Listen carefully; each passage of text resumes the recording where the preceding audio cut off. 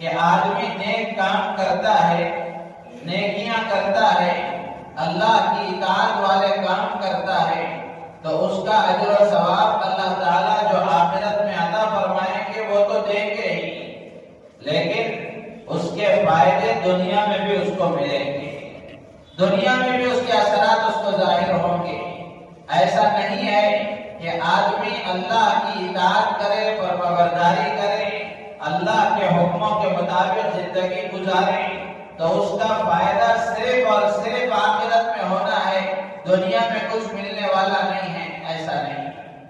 بلکہ آدمی اللہ کے حکم کو پورا کرتا ہے تو سب سے پہلے اللہ تعالیٰ اس کا اچھا اثر دنیا میں ظاہر فرماتے ہیں، دنیا کا فائدہ اس کو دکھاتے ہیں کہ اس کام کے کرنے کا کیا فائدہ دنیا میں اس کو ملا۔ پھر اس کے بعد آخرت کا جو اجر ہے، آخرت